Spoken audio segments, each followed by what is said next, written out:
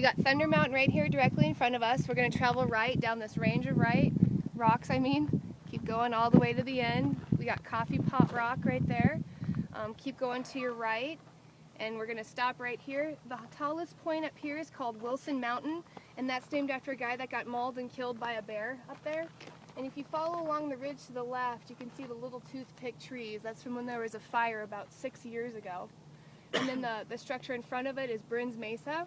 If you look on the ground, see the homes, if you go straight out above the houses into the landscape, you can see it looks like an amphitheater almost.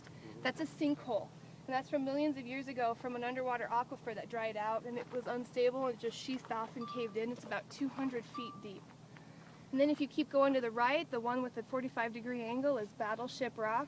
2 spires to the right of there is more hot spots for rock climbing. 3rd spire all the way to the right of Battleship Rock is Steamboat Rock, and it looks like a big submarine with the lid. Follow all the way around this chunk in the middle. This is called the merry-go-round. Really gorgeous views, also known as cow pies. And go out to the right here, we have Snoopy Rock. Going on, continuing all this way, we have Airport Mesa. And there is an airport up there. It has private charters and, of course, you know, the tourist helicopters and things like that. The first rock formation above Airport Mesa is Cathedral Rock. Looks like a palace. The middle one is Castle Rock. The one to the left of that is Bell Rock. And the one to the left of that is Courthouse Butte. But Bell Rock is the rock in the 80s with the harmonic conversions, and they thought it was a spaceship and it was going to lift and take everybody home.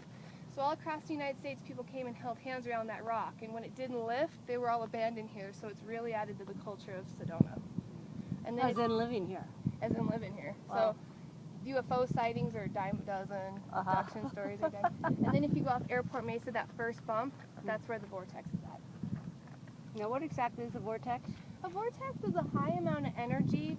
Comes from the earth in all different ways, and when it meshes, it's supposed to be like kind of being in the eye of a hurricane and really surreal, like the energy is swirling around you. There's 3 different types. There's male, female, and balanced.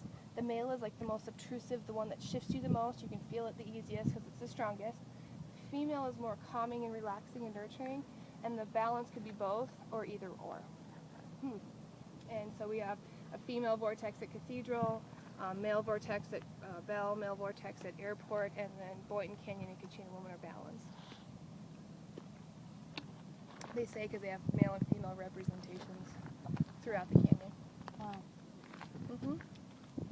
And then you can see Jerome in the mountainside here. So these are part of the Mingus. These are Mingus Mountains, part of the Colorado Plateau. If you look to the the lizard was trying to get the fly. Watch him. See him? There he goes. Look at the tail.